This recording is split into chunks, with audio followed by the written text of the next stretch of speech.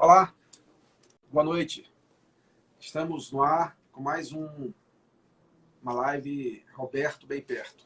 Quero cumprimentar todos aqueles que já estão entrando aí ao vivo, participando desse bate-papo que nós vamos ter hoje com os jornalistas Isaías Rocha, Marcelo Minardi e Thales Castro. Quero convidar a todos vocês que puderem chamar os seus companheiros, amigos, parentes, seguidores, para poder acompanhar, seguir, comentar, compartilhar, enfim. Acho que o motivo da nossa conversa hoje aqui é discutir o estado do Maranhão, discutir a política. Nós temos muitas políticas públicas para discutir. Mas hoje aqui eu penso que vou me colocar à disposição aqui dos jornalistas para que a gente possa bater papo, conversar sobre os últimos acontecimentos da política do Maranhão. Estou vendo aí que o Minardi parece que já entrou, não é isso? O Minardi já entrou. Marcelo Minardi, Isaías Rocha, não sei de onde é esse Rocha, mas é Rocha, e Marcelo Castro. Nós queremos agradecer, como sempre fazemos, a todos os veículos de comunicação. A Viviane está lembrando, né?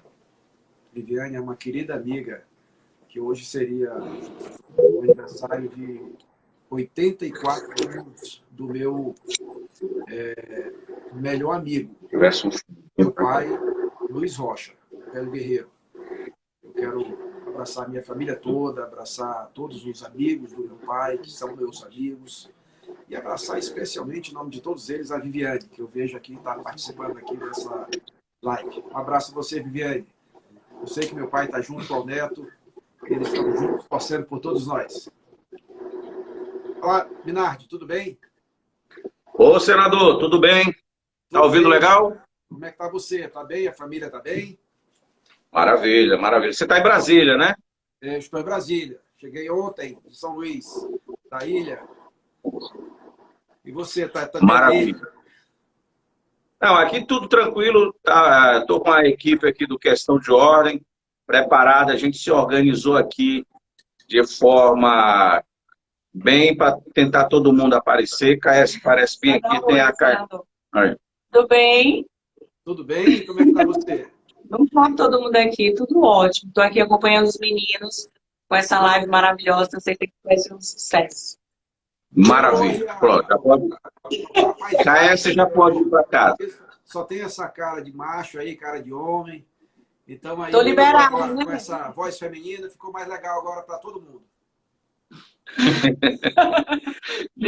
Senador, como a live é em cima de perguntas e respostas, claro, a gente aqui no Maranhão, nesses últimos meses, já começamos a entrar no clima de eleição para 2022 bastante antecipada, claro. E eu já queria começar a nossa live perguntando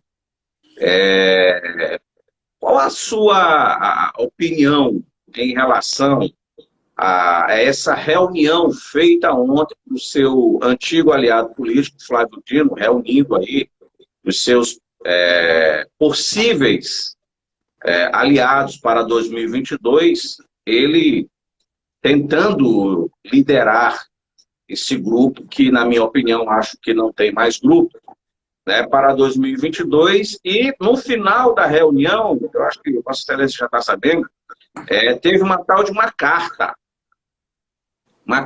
que eles assinaram, dizendo que quem assinou aquela carta vai seguir as regras, tipo assim, rezar na cartilha de Flávio Dino para 2022. Você acredita nisso, Roberto?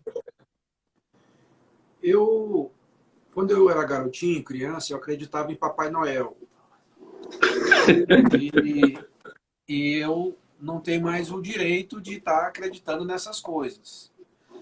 Eu também não sei se tenho o direito, Minardi, de estar fazendo alguns comentários sobre reunião política que acontece no outro grupo político. O Maranhão, como todos sabem, tem dois lados. Não é de hoje. Sempre foi assim há décadas. Não que isso seja bom, não é bom. Nós precisávamos ter mais pluralidade. Precisávamos ter mais campos políticos para poder ter uma disputa mais democrática, ter mais opiniões.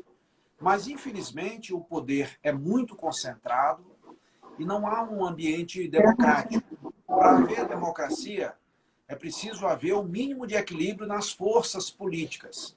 Como a concentração do poder no Maranhão é muito grande, a economia ela é quase que estatal, ela é quase que totalmente estatal, ela é muito pública, termina que todo mundo aparentemente está do mesmo lado, ou seja, do lado do governo. Nunca foi diferente. Do ponto de vista da população, não é assim. É curioso. Você observa que pesquisas eleitorais, elas há tanto tempo da eleição, nós estamos aí praticamente um ano das convenções. A convenção é uma reunião entre políticos. A eleição é uma reunião entre eleitores. É muito comum você ver uma reunião de políticos, escolher um candidato com base em pesquisa, e depois o povo, a reunião dos eleitores, nem sequer determina que aquele candidato vá para o segundo turno. É o que a gente chama de recall. O que é isso no Brasil? Reflexo de eleições anteriores. Atualmente, uma pesquisa é mais grau de conhecimento. A população que não está preocupada com esse tipo de conversa, com esse tipo de reunião que teve ontem, está tendo hoje, vai ter amanhã, a grande maioria da população brasileira tem outra pauta, tem outra agenda nesse momento. Seguramente não é sobre a eleição de 2022. Sobretudo a eleição da população do Nordeste, particularmente a do Maranhão, que tem 1 milhão de Bolsa Família e um monte de gente que não tem o que comer direito. Essa que é a realidade. Ora, então, claro que no Maranhão você tem uma quantidade ainda muito maior de pessoas que estão mergulhadas na escuridão. Escuridão do conhecimento, do saber, da informação e muitos da energia elétrica também. Ora, então o que é uma pesquisa? É uma fotografia no passado, uma fotografia no retrovisor. A nós aqui, que somos, assim, vamos dizer, da política, jornalistas, políticos e tal, a gente faz a leitura para o para-brisa, para frente. O voto, Minardi, ele é um olhar para frente, mas é o ato de votar. Sobretudo, o voto para o executivo. Porque quando é o voto para o parlamento, para o legislativo, continua sendo um olhar para trás. Continua sendo um ato assim um pouco descomprometido para muitos. Por quê?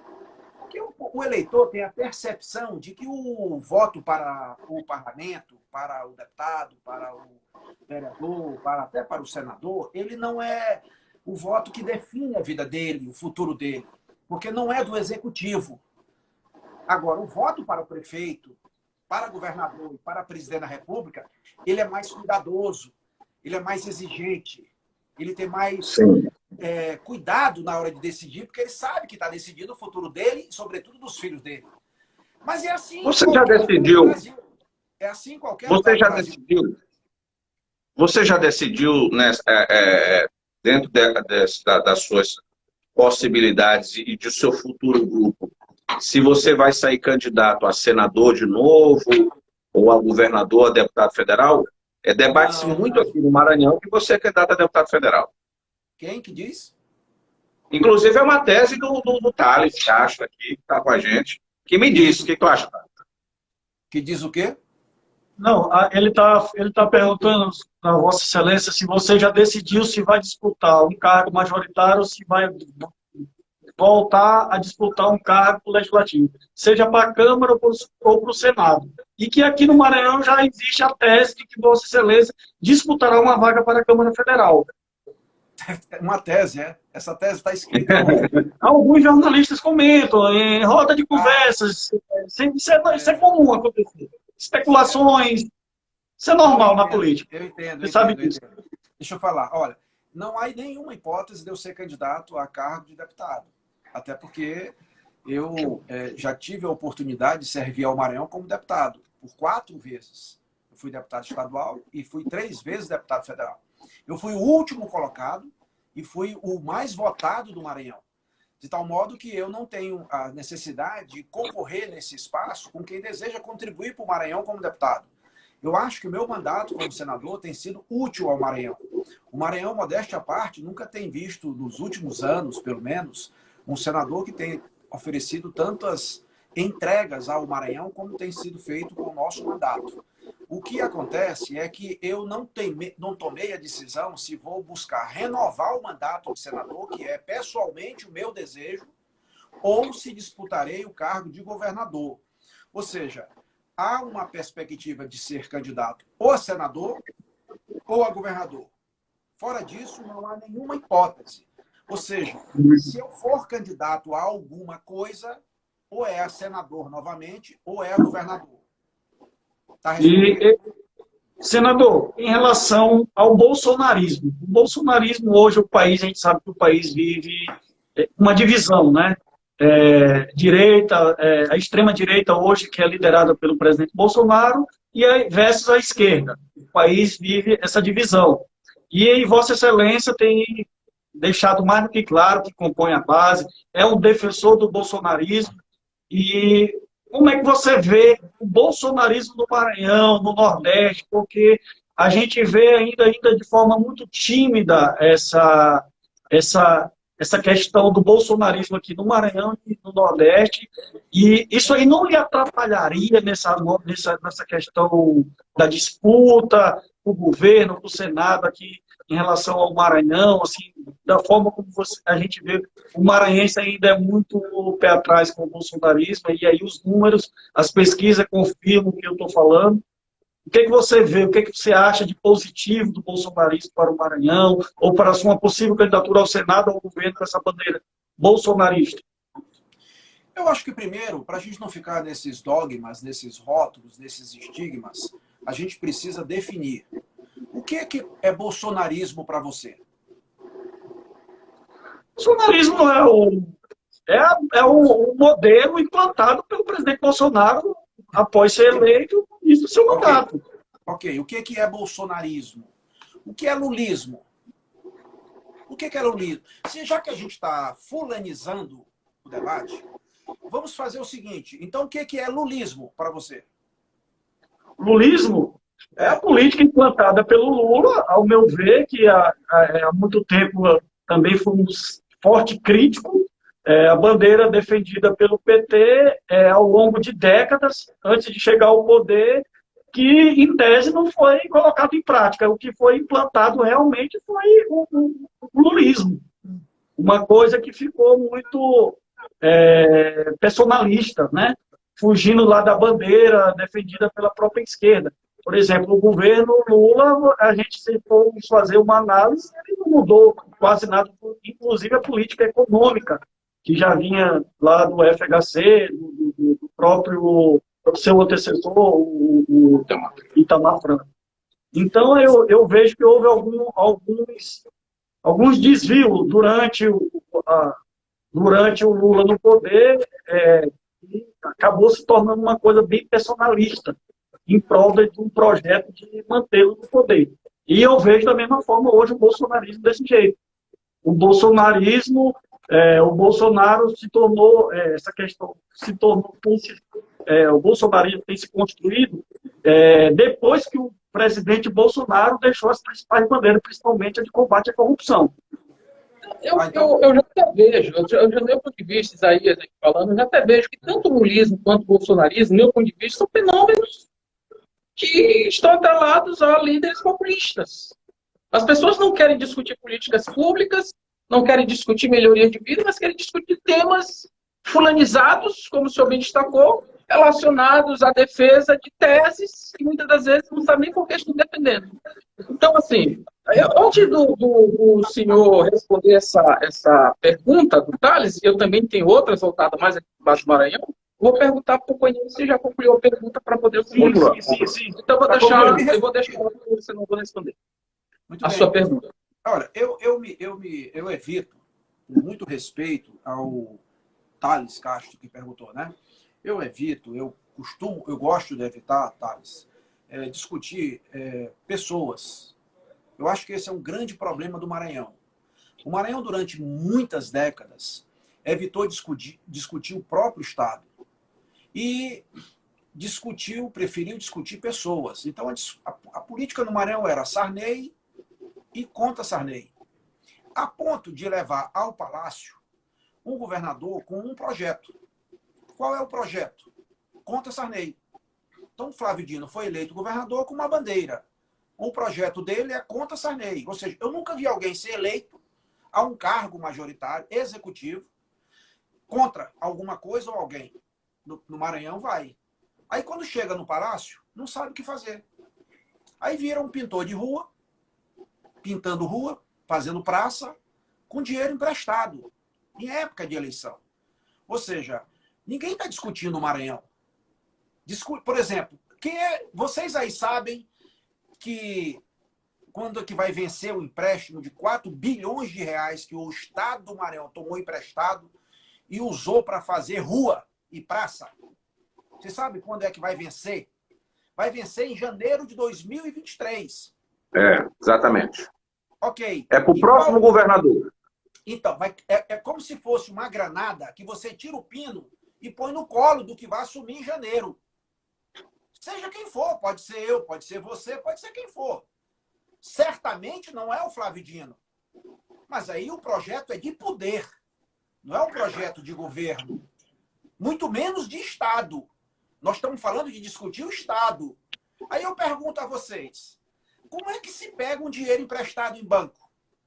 Banco exige 2 coisas básicas: cadastro e garantia. Qual é o cadastro que a gente vai precisar para fazer o empréstimo? Aí vão ver o nosso Serasa, vai ver o nosso SPC, vai ver isso, aquilo outro, CNPJ, ou CPF, etc. Ou CNPJ, pessoa jurídica e tal. E no governo, como é? O cadastro é medido pela Lei de Responsabilidade Fiscal, na Secretaria da Fazenda Nacional, Secretaria do Tesouro Nacional, e você verifica a capacidade de endividamento com base no comprometimento com a folha. É inegável que a Rosiana Sarney, no último mandato, fez uma gestão fiscal responsável. Tão responsável que o Maranhão conseguiu pegar 4 bilhões de reais emprestado, porque tinha cadastro. O Maranhão, na época dela, consumia menos de 40% com a folha. Palma. Isso é muito bom, positivo. Pois então, hoje o Maranhão, além de não ter capacidade de pagamento, ou seja, capacidade de investimento, precisa pegar emprestado, o Maranhão também não tem capacidade de endividamento. Porque o Maranhão não tem mais cadastro. Ora, mas além do cadastro, o que você precisa para ter o empréstimo? Garantia. Não é não, Minardi? Garantia. Sim. Pega um dinheiro emprestado sem garantia? Ninguém. Bom, Ninguém. E qual é a garantia desse empréstimo que vai vencer em janeiro de 2023? Qual é a garantia? Vocês sabem? Desse empréstimo.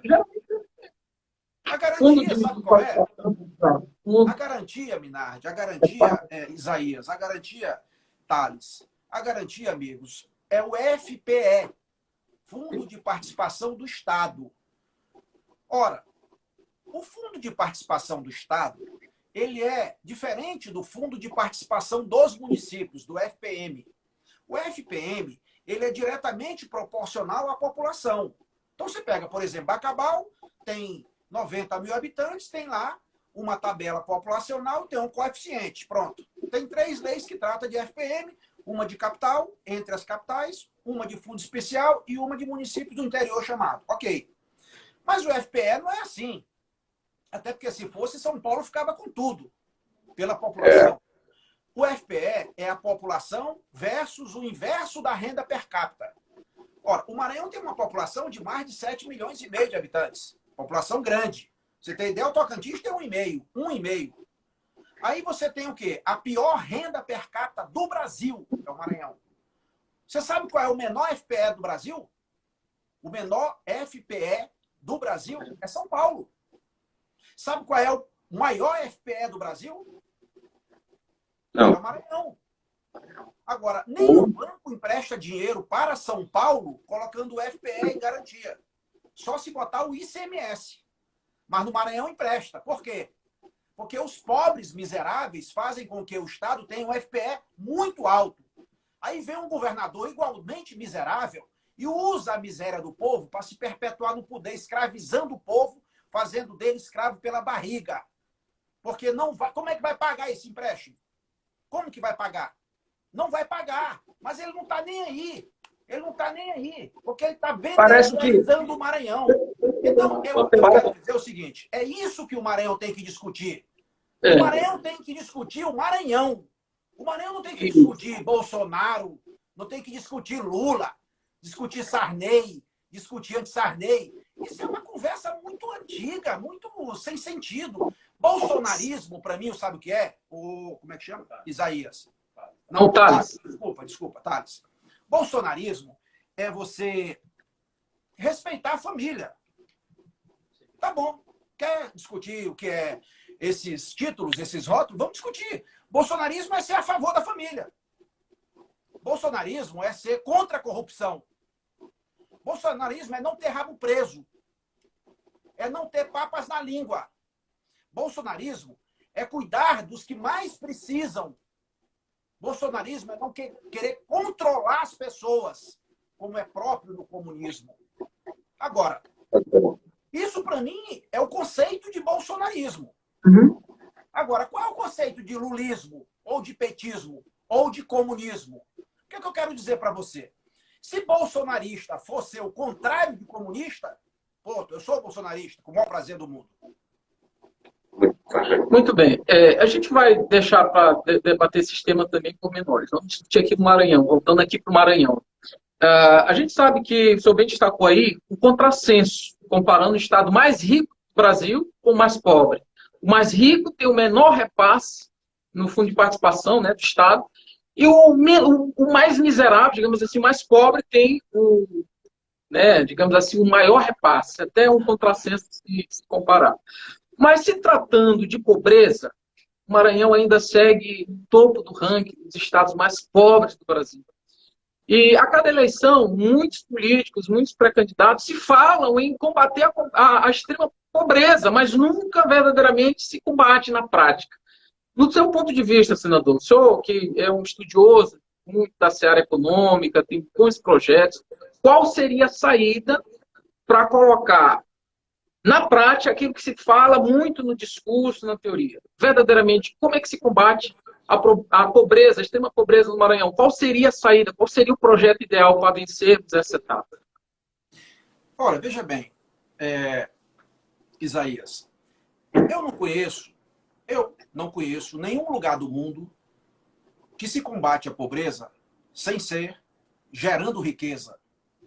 Quando a gente fala gerar riqueza, o que o comunista faz? Ele diz que a gente está defendendo o rico. Não. A gente está falando gerar riqueza, gerar renda. Como é que a gente pode melhorar as condições de vida da sua casa, da minha casa? Como é que a gente pode ter melhores condições sociais na sua casa? Ou seja, mais saúde, mais educação. Na minha casa, na sua casa. Se não tiver renda em primeiro lugar, renda. A primeira coisa é renda, é condição financeira. Portanto, o financeiro, o econômico, não é inimigo do social. Pelo contrário, o econômico e o social são irmãos siameses. Não se combate a pobreza sem ser gerando riqueza. Há 40 anos atrás, a ilha de Singapura, que é menor, é a metade do tamanho de São Luís, e a ilha de Hong Kong, que é menor do que São Luís, eram ilhas pesqueiras, por pesqueiro. Uma favela a céu aberto. Pois elas duas se transformaram, hoje, nas maiores potências do mundo, no que diz respeito à qualidade de vida, disputam o melhor IDH do planeta. Mas o que mágica foi essa? Como é que combateu a pobreza? Gerando riqueza. E qual foi o instrumento que fez com que gerasse a riqueza naqueles dois países? Foi o que nós fizemos agora no Congresso Nacional, abrindo as portas do país para o mundo do comércio exterior. O Brasil tem apenas 11,5% do PIB nas exportações. Tem 29,5% a média mundial.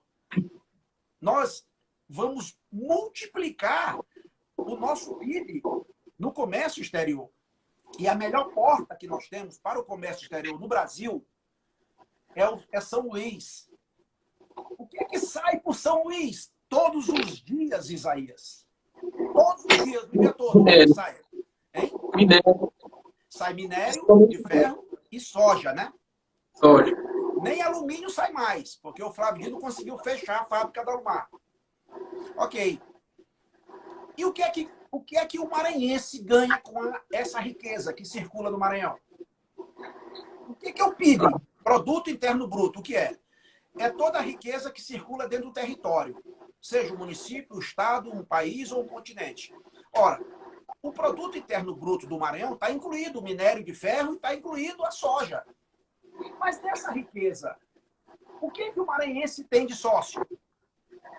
Na soja, é produto primário, produzidos em campos do sul do Maranhão e no Mato Piba, em grande escala, agricultura empresarial, monocultura. Atualmente, nem trator precisa mais de tratorista. Tudo mecanizado. Aí ela vai de trem ou de carreta para o Porto de Itaqui. Chega lá, coloca no navio e vai embora. Aí e o minério? O minério há 30 anos é tirado do chão do Pará, colocado dentro dos trilhos da estrada de ferro e vai para São Luís. Aí lá pega o navio e vai embora. Por quê? Porque no direito privado, nossa vida privada, tudo que não é proibido é permitido. Mas no direito público, só é permitido o que é expresso em lei. Qual a lei atual que incentiva a política de exportação no Brasil? Com a qual convive São Luís há muitos anos. É a Lei Candi. A lei que isenta todos os produtos primários e semi-elaborados de impostos, inclusive ICMS. Ora, se você exporta minério bruto, não paga nada. Tem incentivo. Se você exporta a soja, o milho, o milheto, o sorgo, não paga nada. Mas se você vai exportar o prego, o trigo, se você vai exportar o frango, aí paga. Você tem que pagar porque você é penalizado. Veja que maluquice, veja que loucura. Agora, quando que o Maranhão discutiu isso? Sabe por que não discute? Porque o Maranhão não tem governo. O Maranhão tem um prefeito estadual que se transformou num prefeito que só faz rua. Essa que é a realidade, em praça com dinheiro emprestado. Não há uma política estadual de desenvolvimento. Não há um projeto de desenvolvimento. Então a gente precisa, para mudar o social, a gente precisa mudar o econômico. A gente precisa mudar a base econômica do Maranhão. O Maranhão, o que é o Maranhão? Aí você diz assim, Roberto, como é que muda? Enxerga assim, Isaías. Uma coisa é o Maranhão, outra coisa é o maranhense. Para você mudar, é no voto. Fez a mudança. Aí, ó, fez a mudança, a Rosiana para o Flávio Dino. O que é que mudou além do CPF? Agora, a transformação não é feita pela população. A transformação é feita pela gestão. Essa não existe. Aí, como é que faz a transformação? Você pega o Maranhão e você pega o maranhense. Você tem que preparar o Maranhão e preparar o maranhense. Preparar o Maranhão significa dotá-lo de infraestrutura capaz de produzir o desenvolvimento, de fazer o Maranhão produzir. Porque não existe produção sem logística, sem infraestrutura. Aí, se você coloca só logística, só infraestrutura, o que vai acontecer? Vai ter o surto de desenvolvimento, mas o maranhense ele vai ficar fora desse processo. Então, tem que preparar o Maranhão e preparar o maranhense. Preparar o maranhense significa capacitá-lo. O maranhense é capaz, mas não é capacitado. Ao contrário, ele vai ser apenas vigia, motorista, zelador. Ele tem que estar capacitado. É isso que o governo do Maranhão tinha que estar preocupado nesse momento, nesse processo de industrialização que o Maranhão vai experimentar daqui para frente, com a base do Alcântara e a Zema. Pronto. Nesse assunto que Vossa Excelência, a gente quer, inclusive, parabenizar pela essa votação da Zema. Uma pergunta que eu lhe faço, Roberto. Que o maranhense, né, eu vejo muito, o maranhense ainda não sabe o que de fato é a Zema, certo? Eu gostaria que se você fizesse assim, bem simples, explicasse o que é a Zema. Porque muita gente ainda me pergunta, eu sei que você já explicou isso para muita gente, de várias formas, mas eu também tentei já várias vezes explicar isso, e eu tive, olha só, conversando, eu vou citar nomes, conversando com o Simplício, que você conhece muito bem, que é o secretário de Indústria e Comércio do nosso estado. Ele disse que ele não sabe ainda o que é a Zema. Escute isso. O secretário de Indústria e Comércio do nosso estado falou numa live para mim, respondeu para mim que ele não sabe qual é essa sua Zema, que ele não conhece. Ele nunca conseguiu entender até hoje o que de fato realmente é a Zema. Foi essa a resposta que ele deu na live. Responda para a gente. Isso é um suplício, né, rapaz? Porque nós estamos há 18 anos, trabalhando nesse projeto, carregando essa bandeira no Congresso Nacional, quase não, sozinho. Você sabe, Leonardo, disso. Eu tenho 3 mandatos de deputado federal, são 12 anos. 12 Sim. anos. E 6 anos de senador. 12 mais 6, 18 anos que eu apresento esse projeto, que ele vem sendo melhorado ao longo do tempo, é verdade. Agora, o sujeito que é responsável pela política de comércio e indústria do Maranhão, dizer que não sabe o que é a Zema é a demonstração clara de completo desconhecimento e descaso com o Maranhão. Mostra que só tem um projeto, o atual governo, um projeto de manutenção de poder. Só isso. Porque é um projeto que revoluciona o Maranhão, um projeto que vai transformar o Maranhão, um projeto que vai fazer uma data nova no Maranhão. É esse. Nós acabamos de discutir qual é o problema básico da pobreza do Maranhão. É a base econômica que é primarizada. Nós temos o primário, o secundário e o terciário. O objetivo é você ir para serviços. O terciário gera mais emprego. O imposto que mais cresce é o ICMS, que é serviço. E o maior imposto do Brasil é o ICS. O que mais cresce é o ISS, e o maior imposto atual é o ICMS, que é recolhido pelos estados. A reforma tributária, que eu sou o relator, a gente acaba com o ICMS. E, por consequência, acaba com a Lei Candir, que é um apêndice do ICMS. Acaba com o ISS, a gente cria o IVA, Imposto de Valor Agregado. Ok, essa é uma outra discussão. Nós vamos falar sobre a Zema nesse momento. A Zema é um instrumento, é um mecanismo, uma válvula de retenção que vai fazer com que o valor seja, o produto tenha um valor agregado dentro do Brasil. Na realidade, nós temos a política de Robin Hood às avessas. É o mais pobre mandando sua riqueza para o mais rico. O Maranhão produz a soja, pelo Maranhão é exportado o minério, mas ele é feito lá na China. A industrialização. Quantas indústrias beneficiadoras de grãos tem na China, de boca aberta, esperando todo dia, o dia todo, os grãos produzidos no Maranhão? E o minério? Será possível? 1 tonelada de semicondutor é o mesmo valor de 21 mil toneladas de minério. Então, nós estamos em São Luís, nós, cidadãos de São Luís, nós ficamos literalmente a ver navios, assistindo impotentes uma política equivocada de Robin Hood às avessas. A Zema vem corrigir isso. A Zema vem criar um mecanismo que vai fazer com que a indústria se instale em São Luís e não mais vá para o exterior. Então, nós vamos ter em breve, eu estou indo agora, nesse mês de julho, nas férias, eu vou lá no voltar em Caxias do Sul. Eu tive lá em janeiro de 2020. Eu fui visitar 3 grandes fábricas. Eu fui visitar a Randon, eu fui visitar a Marco Polo e fui visitar a Tramontina. A Tramontina estava montando uma fábrica de panela no Brasil só para exportar para os Estados Unidos. E eu mostrei a Zema para eles e mostrei a reforma tributária.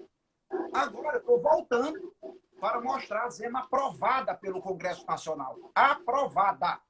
Agora, eu quero perguntar uma coisa para vocês 3 aí. Algum de vocês 3 acredita que eu conseguiria aprovar isso sem o apoio do presidente da República, Jair Bolsonaro? Me digam. Não, não conseguiria. Então, para mim, o que discute é política pública. Não, o resto não me importa qual é o estilo pessoal dele.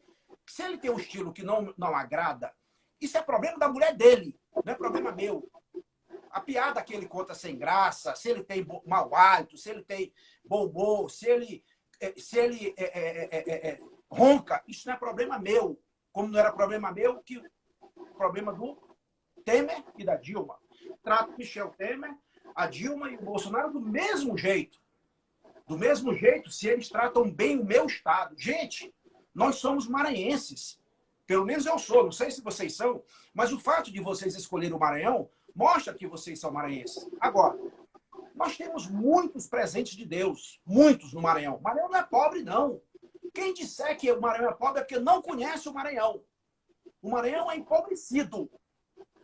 O Maranhão tem muitos pobres, injustos e desigual e com muitos pobres, é verdade. Mas não é pobre. O lugar que tem mais da metade das águas do Nordeste não pode ser pobre. Muito bem. Certo, senador. Eu vou citar 2 presentes de Deus do Maranhão. 2, só 2. Tem vários. Tá. A base de Alcântara e o porto do Itaqui, a Zema. A base de Alcântara é o melhor lugar do planeta para o lançamento de foguetes e satélites. Portanto, é a melhor janela para os ares. Certo. O porto é o melhor, é o lugar mais fundo. Um é mais alto, o outro é mais fundo.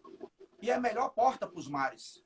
Um está a 14 quilômetros de distância do outro. Será que alguém no Maranhão discutiu que o senador Roberto Rocha incluiu Alcântara no projeto da Zema? Ninguém discutiu. Mas Alcântara está incluído, a base de Alcântara na Zema. Porque a gente incluiu até 30 quilômetros. Será que alguém está discutindo que a Zema não é só produto? Produto como uma caneta, produto como um container, produto. A Zema, além de produto, é serviços. Serviços. Senador, você acha que, no seu ponto de vista, assim, o senhor acha que a Zema ela vai ficar de frente para o porto, ou numa posição confortável para o porto, para abrir esse mar de oportunidade que o Maranhão tanto precisa também para começar um desses índices? Segundo ponto, o senhor finaliza esse ano, no final do próximo ano, o seu mandato, né, de 8 anos no Senado. Além da Zema, o que o senhor poderia apresentar como proposta de legado para tentar mudar esse índice, colaborar com o índice de desenvolvimento do Maranhão e para mudar a vida dos maranhenses? Quais outras propostas interessantes o senhor poderia destacar que tramitam, que já foram aprovados lá no Senado, que vai trazer um benefício importante aqui para o povo maranhense? Olha, eu falei há pouco que há 30 anos o Maranhão recebe o minério que vem do Pará e, além do pó do minério e do apito do trem, o que ficava para o Maranhão? Nada. Nada. Pois, a partir de um projeto aprovado do senador Roberto Rocha, os 26 municípios, inclusive São Luís, que é o que mais recebem royalties. Porque os municípios do Maranhão não são produtores, mas eles são afetados pela ferrovia. Então, eles não recebiam royalties, nem um centavo. Mas o senador Roberto Rocha aprovou um projeto. Todos esses municípios estão recebendo milhões de reais todos os meses. A Ceilândia tem 120 quilômetros de ferrovia. Alto Alegre do Pinaré tem 93. São Luís só tem 16, 18 quilômetros. Mas tem, além de ferrovia, tem porto e barragem de rejeito. Portanto, é quem mais recebe. Isso para dar um exemplo do que é a função de legislar. Eu poderia falar para você que tem várias obras que nós estamos fazendo agora em São Luís pela Codevasf, Companhia de Desenvolvimento do Vale do São Francisco, que em seguida foi incluído Parnaíba. Só tinha alguns municípios do Maranhão. Pois muito bem, São Luís não fazia parte da Codevasf. Alcântara não fazia parte da Codevasf da Imperatriz, para dar exemplo. Pois bem, Isso é fato. nós vamos Foi começar você que agora. botou. Nós vamos começar agora, em poucos dias, as obras de revitalização ambiental da Lagoa da Jansen, que tem mais de 100 hectares, plantada dentro de São Luís. O que é Isso é certo, Roberto? Isso é certo? Vai ter essas obras mesmo na Lagoa da Jansen? Binardi, olha aqui no meu olho, olha aqui. Já viu eu mentir alguma vez aqui? Oh, não, nunca vi. Então, E a Torre faz parte desse pacote? A Torre faz parte dessa aqui, ao vivo, de brincadeira, entendeu? Nós passamos 6 anos, rapaz, 5 anos fazendo projeto. Um dos grandes defeitos do Maranhão é que não tem projeto. Quando eu falo projeto, não é ideia, não. É projeto. Projeto é botar no papel. Isso custa caro, demora, não dá voto. Não dá voto. Agora, fazer rua, fazer praça, pintar meio-fio, não precisa de projeto. Por exemplo, nós vamos fazer a Lagoa da Jansen. Sabe quanto custa só a primeira fase da obra, a primeira etapa? Que foi agora... 200 milhões. 250 milhões de reais para tirar todo o lodo e lixo que tem na lagoa. É 70 centímetros de lixo. Eu estou falando lixo, é plástico, é sofá velho, geladeira, tudo. E 1 metro de material inerte, que é lodo, ou seja, fezes. 74 bocas de esgoto jogando todo dia, o dia todo, na Lagoa da Jansen. A lagoa não é uma lagoa, ela é uma laguna, que tem uma comunicação com o mar, tem um canal. Só que quem quiser vai ver, esse canal está sendo entupido, está sendo assoreado, e em breve, se nada for feito, aquilo ali não tem mais o canal. Na verdade, é um pinico. Quem é que não sabe o que é o pinico?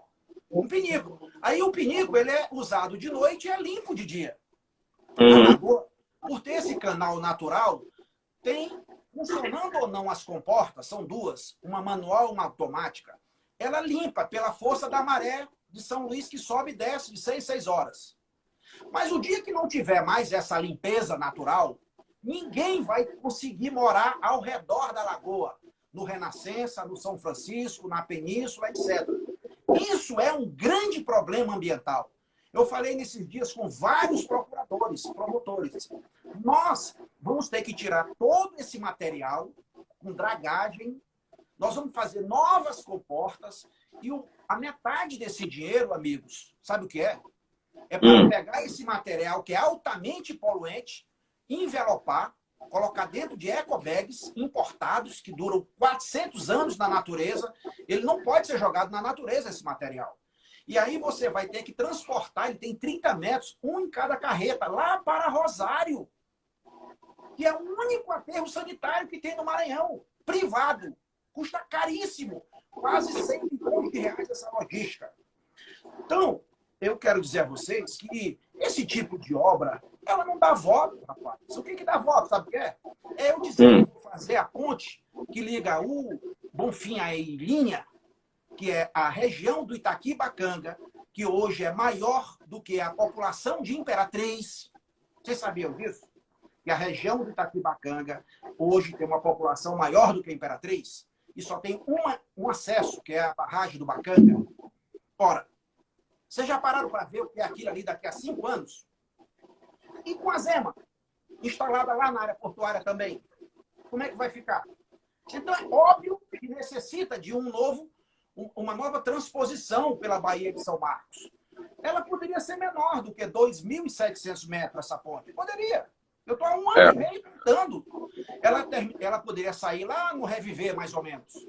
Só que o IFAM não deixou. O IFAM não permite. Aí a gente tem que botar ela do outro lado, que é na Ilhinha. Essa é outra obra gigantesca. Só o projeto é 14 milhões de reais. Que foi aprovado, né? Está em licitação o projeto. Nós vamos fazer essa ponte, pode anotar. O dinheiro para iniciar, para licitar a obra da Lagoa, eu preciso, sabe de quanto, Binardi? Para licitar uma obra, você precisa de 10% do valor empenhado. 20 Ou milhões. seja, 25 milhões. É. 25 milhões eu já arrumei. Até sair a ordem de serviço, faltam 2, 3 meses para acabar o ano. Nós estamos falando do orçamento de 2021, camarada. Oh, desculpa, eu chamei camarada, companheiro. É o costume, é a pontual. Tu vieste de lá, então é normal. Mas me perdoe, viu? Me perdoe, Marcelo, eu não quis ofender você. Veja, é isso. Aí pergunta assim, vem cá, qual é o legado, quais são as outras... Eu podia falar um monte de outra... Ó, eu fui domingo lá no Mercado Central. Eu vi. Eu fui com meu filho, chamei o Fernando Braide, que o Eduardo não podia ir. O Liviomar, meu amigo. Liviomar, nosso amigo. O Liviomar é o secretário que cuida dos mercados, das feiras de São Luís. Foi aniversário dele ontem. Você não foi. Não, eu estou em Brasília. Ele está lá no Lençóis Maranhense. Aí, veja bem. Você conhece algum lugar mais democrático? Algum local público mais democrático do que um mercado ou uma feira? Que vai de mamanda a caducando, do pobre ao rico? Tem algum lugar mais nojento que os mercados de São Luís? Horrível. O mercado Horrível. central. Sabe Horrível. quanto é a obra? Eu fui lá, eu comi um mocotó sábado, domingo lá. Eu gosto muito de mercado. Nós estamos reformando os 10 mercados no Maranhão. Só que em São Luís não é reforma. São Luís vai ser um outro mercado. 35 milhões de reais o novo mercado central de São Luís. Quem conseguiu? Quem conseguiu esse dinheiro? Quem foi? Foi o Lula. Quem foi? Tá bom. Vamos discutir agora bolsonarismo e lulismo? Vamos. Não. É isso que eu cheguei. Presidente, você me ajuda a resolver esse problema? Ele disse o que é? É isso bem aqui, ó. Pá. Quer ver outra coisa? A duplicação de Imperatriz a Sailândia, da BR-010. A Imperatriz recebeu a fábrica da Suzano.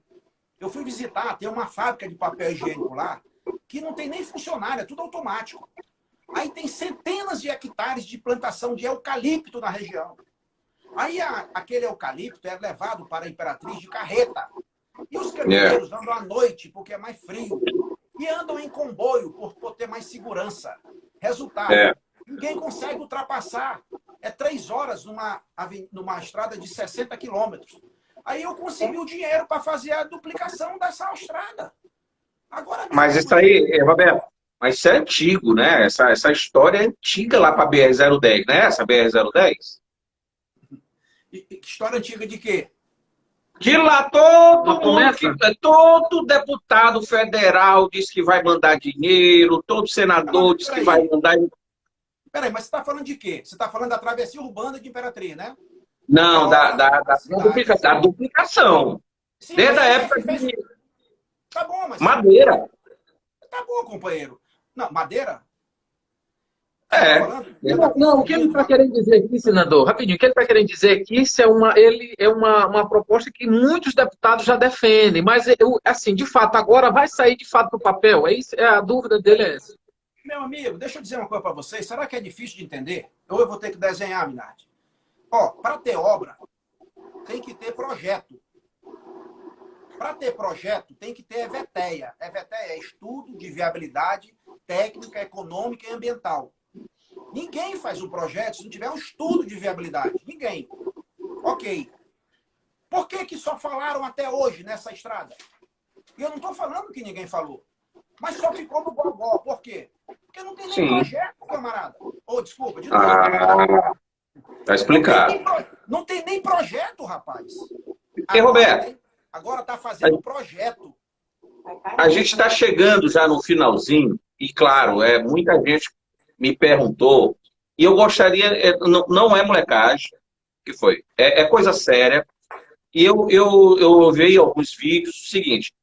Existe mesmo assim, uma intenção de Vossa Excelência construir, eu achei maravilhosa a ideia, mas muita gente criticou, uma Estátua da Liberdade na cidade de Nova York e uma Torre Eiffel aqui na Lagoa, uma são réplicas. Eu achei legal turisticamente, né? Mas disseram que você não faria, você não falou isso. Tira essa dúvida minha. Inclusive, senador, a pesquisadora da USP, aí, que é urbanista, arquiteta, ele criticou muito sobre esse projeto da réplica da Torre Eiffel. Quem que criticou? Uma pesquisadora da USP. Da UFMA? Da USP. Ah, da USP. Isso. Da USP. Então, é ótimo, eu estou sendo criticado por uma paulista de algo que eu quero fazer no Maranhão. Deixa eu falar para vocês, olha, isso faz parte da mediocridade política do Maranhão. Eu acabei de dizer que o Maranhão não é pobre. Pobre é a maior pobreza que tem no Maranhão é de espírito público. Vocês me perguntaram várias coisas aqui sobre pessoas, sobre bolsonarismo, flavismo, dinismo, reunião feita ontem. Vocês perceberam que eu me esquivei de todas essas perguntas? E com todo respeito, eu quero confessar a vocês que eu me esquivei. Sabe por quê? Porque eu não quero desperdiçar esse precioso tempo para falar dos outros. Quem fala da gente, bem ou mal, é a gente mesmo, pelo que faz ou deixa de fazer. A maior pobreza do Maranhão é de espírito público.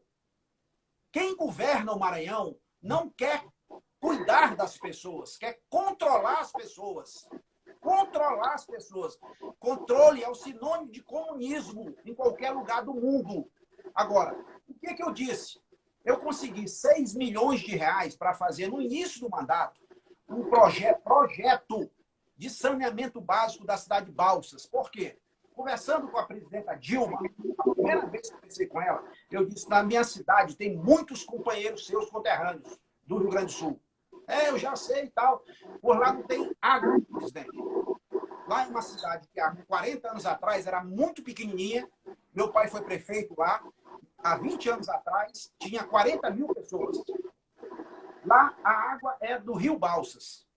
Agora, a cidade cresceu demais e teve que fazer poços artesianos.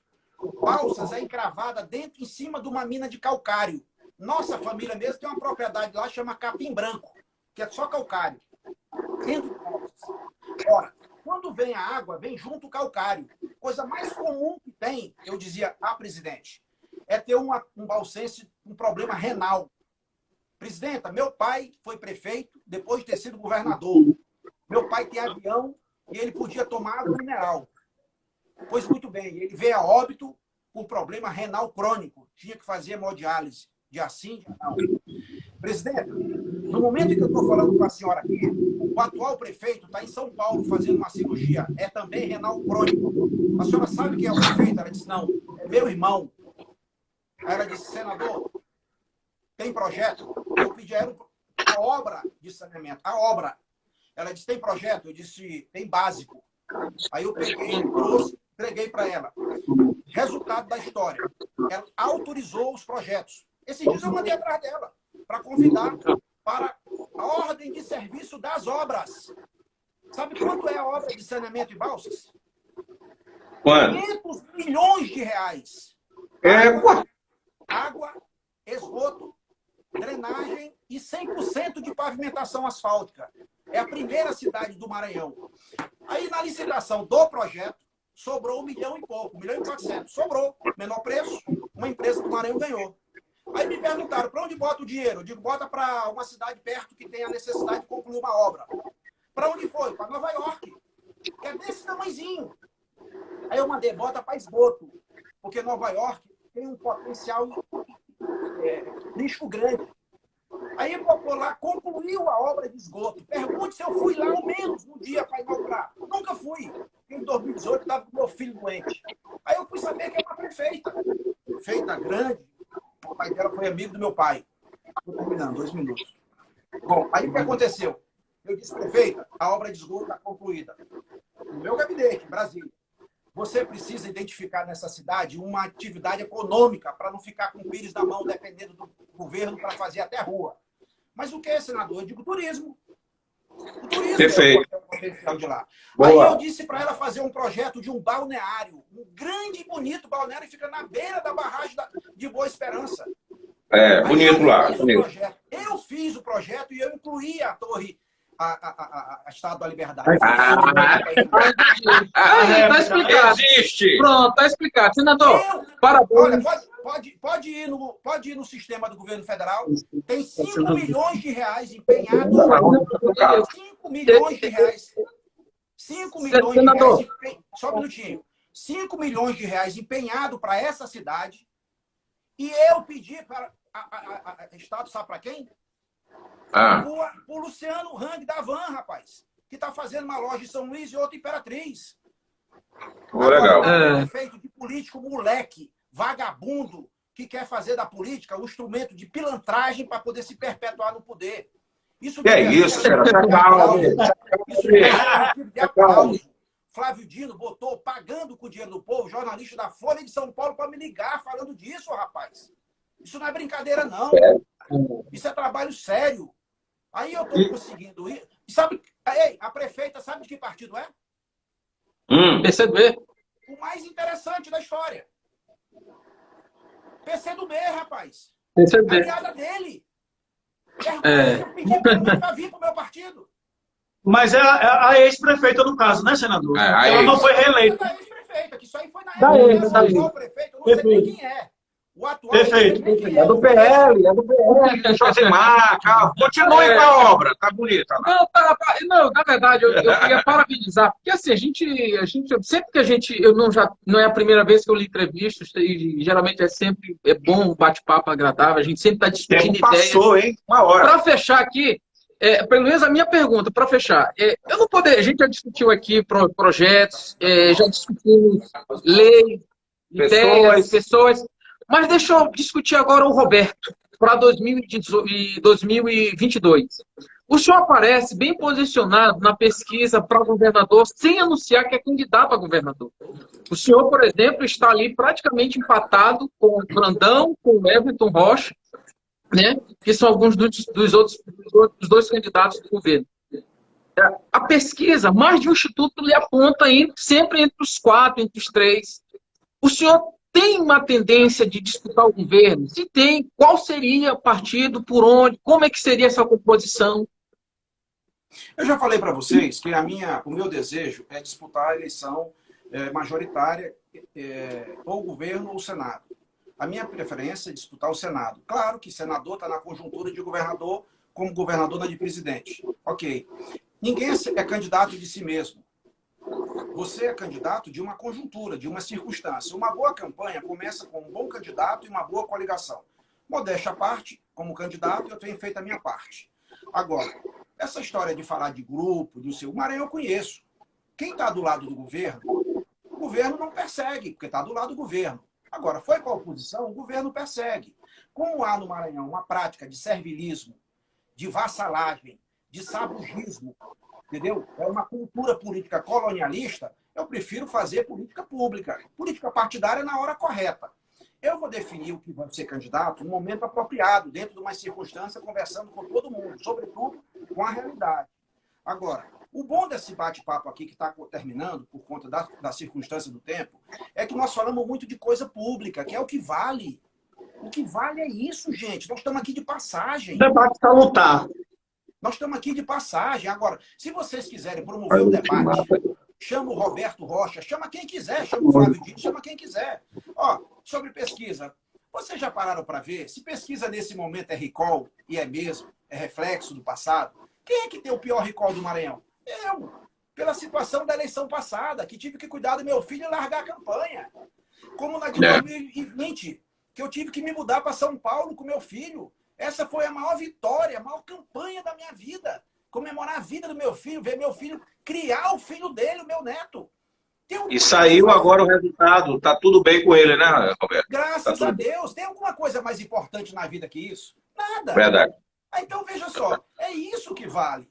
Agora, o resto a gente vai ver como é que faz. Agora, com relação à pesquisa, se pesquisa é recall, quem tem um pior recall sou eu, porque o grande público que é pesquisado não sabe o que eu passei.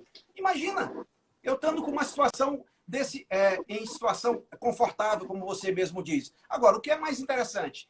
Eles põem, aí a pesquisa mostra a Rosiana, claro, tem um recall muito maior que qualquer um, como o Lula. E aí, na hora que tira a Rosiana, quem é que está em primeiro lugar? Disparado. Tira a Rosiana. Faz um cenário sem Rosiana. Quem? O Everton. Você acha que os votos da Rosiana vai para o candidato Flávio Dino? Não. Então, é mesmo. Entendi. Então, Entendi. é óbvio que não. Imagina você. Entendeu? É claro que eles não vão dizer isso agora, né? Na hora que você tira a Rosiane, é igual tira o Roberto. Tá bom, para onde que vão esses votos do Roberto? É lá para alguém da oposição. E se tira a Rosiana e ela compõe com alguém do governo, ela transfere o que ela tem? Ah, você acha que a Rosiana transfere os votos? Ou eu transfiro Não, os estou votos? perguntando. Esses votos, Eu estou deixa eu perguntando. dizer, no Maranhão e no Brasil, o político é refém de pesquisa. O eleitor não é refém de pesquisa. Se você for em São Paulo, que é a cidade que tem maior desenvolvimento humano do Brasil, São Paulo, capital, aí você vai ver uma pesquisa em início de eleição de prefeito. Quem está disparado na frente é o deputado, como é que chama? O deputado lá de São Paulo, que sai sempre, arranca na frente. Aí, em seguida, ele não vai nem para o segundo turno. Isso é normal. É normal. Né? Que é da patrulha do consumidor, esqueci agora até o nome dele. Entendeu? O Russomano, Celso Russomano. Era um Maluf de antes, entendeu? Então isso é normal. Agora, o que é importante, gente, é a gente não ficar nesse debate de pessoas. Acaba com isso. Se o Flávio Dino tiver 3 candidatos, 4, 5, 2, ótimo, eu vou achar bom. Porque vai dividir o lado de lá. Essa reunião. Deixa eu fazer. Ontem, sabe o que é importante? Roberto. Sabe o que é importante que é discutir? Ele fez a reunião aonde? No Palácio. Que dia? Ontem. Segunda-feira, que horas? 5 horas da tarde. Quer dizer, em pleno horário de expediente, fazendo do Palácio um comitê do PCdoB e do PSB, rapaz. Mas eu falei isso. Isso é um absurdo. Ele tem o direito de reunir? Tem. Mas ele reúne fora. Porque, afinal, o ar-condicionado, o cafezinho, o estacionamento, os funcionários, tudo são pagos pelo povo do Maranhão. A carta. Então, isso ali é um absurdo. E eu estou entrando na justiça para poder processar o seu Flávio Dino, porque é um advogado, professor universitário, juiz. Ele não tem o direito de achar que continua sendo dono do governo e dono do Estado. Ele não vai fazer do Palácio, de novo, um comitê eleitoral para fazer valer a força da vontade dele. Não. Falei para vocês. Roberto, tá chegando o finalzinho, mas engraçado que a nossa live manteve dura aí, mais de 100 pessoas. A Zema. Boa, Zema boa. Só para tirar dúvida da galera, isso aí é um container, não é isso, Zé? Ninguém achando que estava falando que era uma caixa, é um container. Você sabe por que o símbolo da Zema é um container? Não. Procura saber quantos navios de containers tem em São Luís. Nenhum. Por quê? O container, ele traz o insumo e ele leva o produto acabado, manufaturado. Como São Luís não tem indústria para manufaturar nada, não tem container. Pronto, só isso.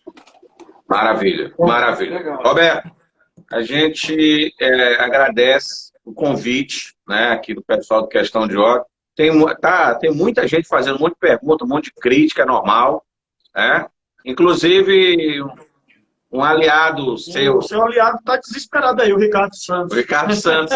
Está deixando de ser assessor para ser militante. Mandar um abraço para o Ricardo Santos. Abraço aí, Na verdade, ele precisa entender um pouco mais como senador, deixar de discutir tem que dar uma pessoas. aula para ele. Eu observo aqui que, em momento algum, eu entrei nessa questão dos pormenores de pessoas. Eu discuti aqui o Maranhão, discuti ideias e falei. O único momento que eu falei de pessoas foi exatamente para saber do senhor se seria ou não candidato. Não, o recado que eu estou falando aqui com o Ricardo Santos, para ele não é deixar de discutir pessoas e discutir propostas. Roberto, só uma pergunta que me fizeram aqui.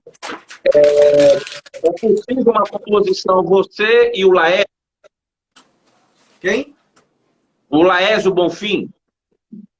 Não, eu acho que é o momento oportuno. Na política tem momento para os políticos. Mas tem que ter momento para o povo. Eu acho que agora é ano ímpar. Ano ímpar é ano que não tem eleição. Então, eu acho que nós estamos no momento da política para o povo. Por isso que aqui eu passei mais tempo falando das políticas públicas. Política para o povo. A gente tem o tempo necessário mais para frente. Ele mesmo tem a obrigação dele, que ele é prefeito de uma cidade que eu criei. A cidade de São Pedro dos Crentes fui eu que criei. Fica do lado da fazenda da minha família. Quando ela foi criada, a sede da fazenda era maior que São Pedro dos Crentes. Lá só tem uma avenida, que tem o nome do meu pai. De São Pedro dos Crentes para Estreito, tem 140 quilômetros. Fomos nós que criamos. Então, eu quero deixar isso para o momento apropriado, o momento correto. Eu não quero ser Beleza. candidato à força, a governador, tanto que nunca disse, sem dizer, nem partido eu tenho. E as pessoas estão me chamando para ser candidato. Não são os políticos, são as pessoas. Eu fico honrado com isso. E lisonjeado. Olha que as pessoas não sabem ainda o fruto do nosso trabalho.